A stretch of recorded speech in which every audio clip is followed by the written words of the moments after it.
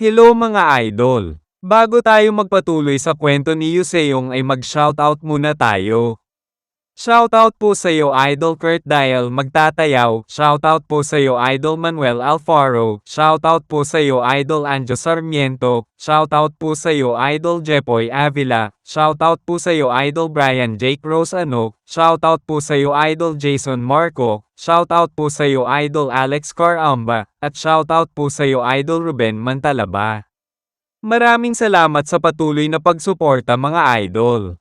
Sa pagpapatuloy, ang pangalawang snow na nakita niya bago siya mawala ng malay at makatulog, nawalan siya ng malay sa simula ng taglagas, kaya nakakagulat na taglagas at kakapasok pa lang muli ng taglamig. Ang huling beses noon na nakatulog siya ay umabot ng ilang buwan, ngunit ngayon ay umabot ng 1 taon at kalahati, at saka napansin din niya na, ang buhok niya ay humaba na din ng husto. Ito ang magpapatunay na matagal nga siyang nawala ng malay at natulog ng 1 taon mahigit. Ang mire kung ang ibig sabihin ay future at ang mi sa mire ay ang ibig sabihin ay hindi pa at ang re ay ang ibig sabihin ay dumadating kung pagsasamahin ay hindi pa dumadating. Tama, ganyan dapat ang future. Kung nakalagay na sa bato at madali na lang makamit ito, hindi na future ang tawag doon.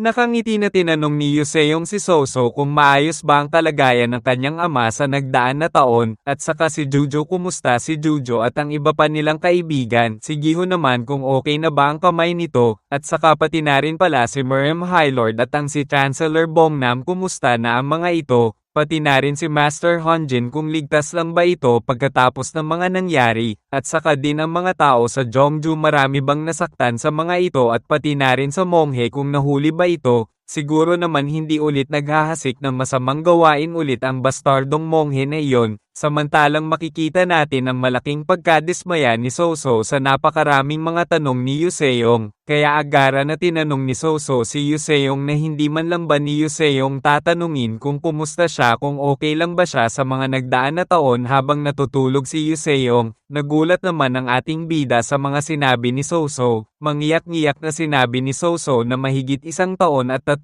buwan na ang nakalipas, habang si Yuseong ay walang malay at nakahiga lang sa mga nagdaan maraming buwan ay sobrang nag-aalala siya. Subalit hayaan mo na at huwag mo na pansinin ang sinasabi ko, ano pa ang silbi sa pakikipag-usap sa isang taong natulog lamang ng mahigit 1 taon, hindi ba alam ni Yuseong na sobrang nag-aalala siya ng husto na baka hindi na ito gumising pa, subalit biglang mabilis na kumilos si Yuseong na kinagulat ni Soso ito, at agara na hinalikan ng ating bida si Soso sa mga labi nito, at dahil sa biglaan na ginawa ni Yuseong ay namumula na lang ang muka ni Soso at hindi makapaniwala dito. Kaya sa sobrang hiya at pagkabigla ay malakas na nasampal ni Soso si Yuseong habang tinatanong kung ano ang ginagawa nito, at sa sobrang lakas ng pagkakasampal ni Soso at nanginginig at nawalan na ng lakas ang katawan ni Yuseong, hanggang sa halos lumabas ang kaluluwa nito sa katawan at mawala na ng malay. Napapaisip naman si Soso kung napasobra ba ang pagkakasampal niya kay Yuseong, hanggang sa sinunggaban na din ni Soso ang ating bida at hinalikan ito sa mga labi.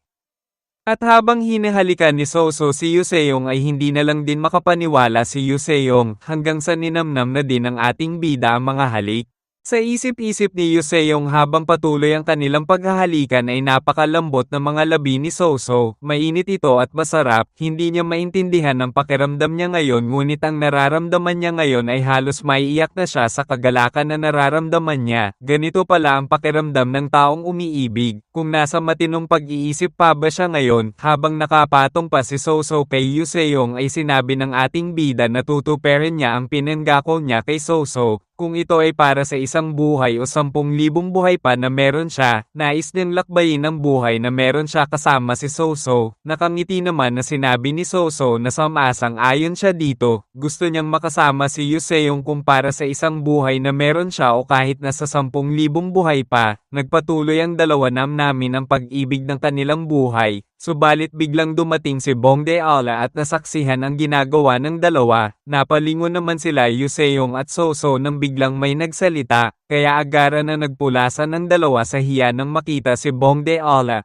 Ayon naman kay Bong Deola na nakakagulat ang nasaksihan niya, kinilabutan siya sa mga ito, at habang nagpapalabas ng malakas na aura ay mapang-asar nitong tinanong kung may mga nakita ba ang mga ito na isang sibat na kawayan dito. Nag-aalala naman na tinanong ni Yuseong kung bakit naghahanap ng sibat na kawayan si Bong Deola, kung binabalak ba nito na itarak sa kanya ang sibat na kawayan sa pagiging huli sa paggising. Mapang-asar naman na sinabi ni Bong Deola na hindi ba na mas gagaling agad si Yuseong kapag sinaksak niya ng sibat si Yuseong at matatanggal ang pagiging antuki nito. Nagulat naman si Yuseong sa mga sinabi ni Bong Deola. Nagulat din siya sapagkat marunong nang sumagot-sagot ito sa kanya. Bigla naman nakaramdam si Yuseong ng hindi maganda sa likod niya. Nagulat na lang ang ating bida nang makita si Giho na nasa likod niya may buhat na malaking binilog na snow at nakangiti ito na naghahanda para ibato ito kay Yuseong, hanggang sa binato ni Giho ang malaking snow na ito na direktang tumama sa buong katawan ni Yuseong habang sinasabi na itong pagbato ng snow ang magpapagaling agad sa bastardong si Yuseong at sa palaging pagtulog nito. Samantalang habang bumabangon ay napapangiti na lang si Yuseong at sa isip-isip nito na dahil sa mahabang pagkakatulog niya at umabot ng mahigit isang taon, wala na siya sa posisyon ngayon para pag-alitan si Giho sa palagi din nitong pagtulog. Kaya mabilis na naghanda si Yuseong at sinabi nito na matagal-tagal na din.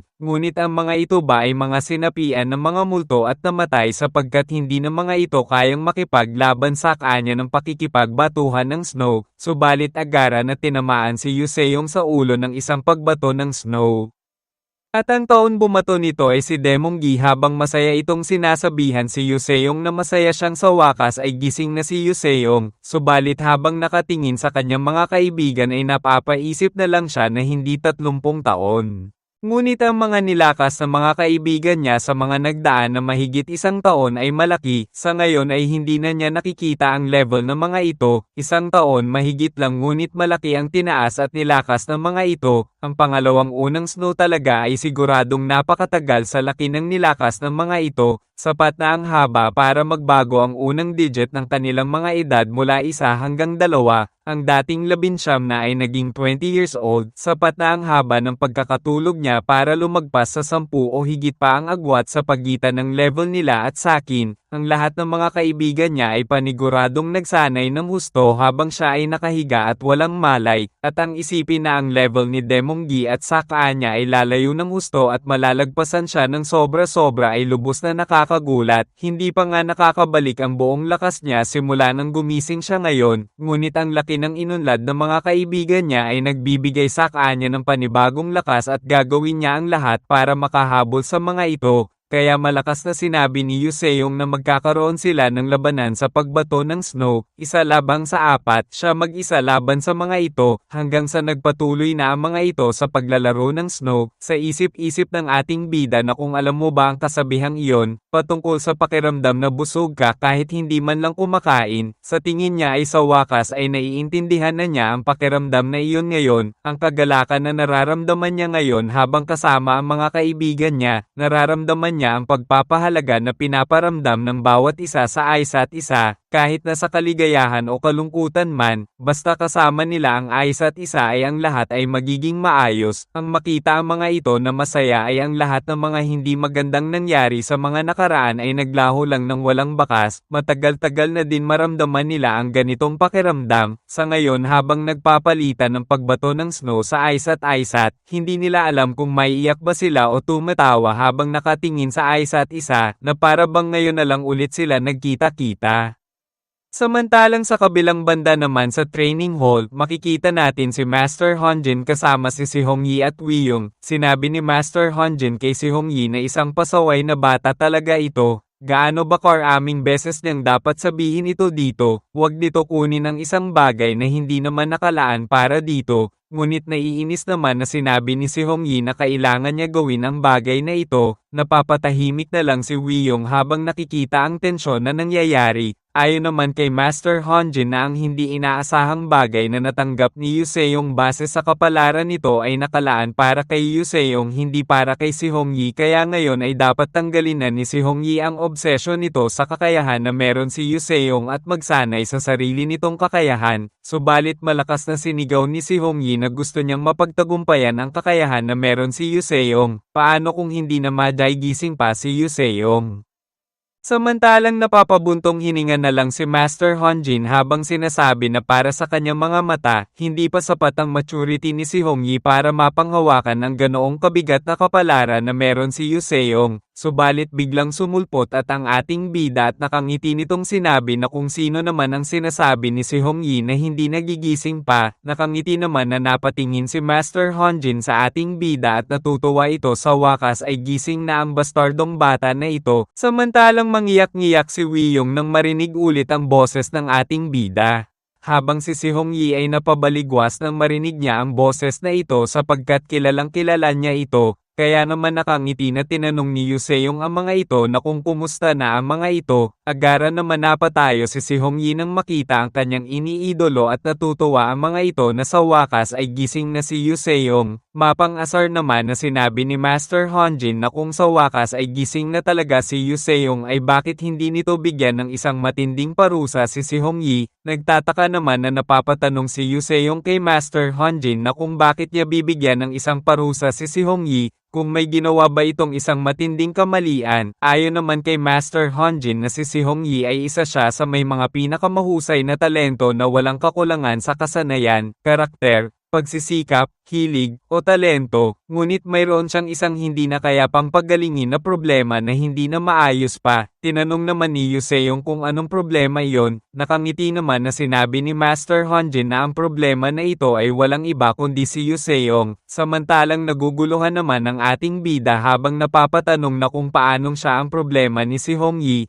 Ayon naman kay Master Honjin na tulad ng sinabi niya na si Yu Seong ang problema nito, nagtataka naman na tinanong ni Yu Seong kung ano ang ibig sabihin ni Master Honjin patungkol doon. Ayon naman kay Master Honjin na itong bastardong si Hongyi ay palaging sinusubukan na gayahin si Yu Seong, palaging nagpapabeya sa tamang pagsasanay at palaging daladala ang iba't ibang klaseng mga armas kung saan-saan. Ang ibig sabihin lang nito na ang isang salita lang ni Yu Seong ay mas hihigit pa sa dami ng mga turo at pinagsasabi niya sa batang si Hongyi. Kaya agara naman nang lumapit si Yu Seong papunta kay si Hongyi para tuparin ang ninanais ni Master Honjin, nakangiti nitong sinabi na dahil ito ay isang hiling ng kanyang kaibigan ay kailangan niya ito tuparin. Agara naman tumayo ng tuwid si Hongyi at magalang nitong sinabi na sana ay turuan siya ng magandang leksyon ni Yu Seong. Kaya agara nang naghanda si Hongyi at sa bawat kamay nito ay may 2 sandata na hawak ito. Namamangha naman si Yu Seong sapagkat nagawa ni si Hongyi ang humawak ng 4 na sandata na hahawig sa ginagawa niyang 4-weapon demon style. Kaya naghanda na din si Yu Seong at nilagay ang espadang kahoy at sibat na kahoy sa kanyang kaliwang kamay. Habang sa kanan na kamay naman ay ang staff at ang palakol, maganda ang pinakita ni si Hongyi ngunit ang pagkakahawak nito at posture ay nabaliktad nito. Ang kaliwang kamay ay dapat pumunta mula sa ibaba kaliwa hanggang sa itaas pa kanan, at ang kanang kamay mula sa itaas kanan hanggang sa ibaba pa kaliwa. Ngayon ay subukan na nila at mag-umpisa na sila sa pagsasanay nito. Kung handa na ba si Hongyi na umpisahan na nila ito?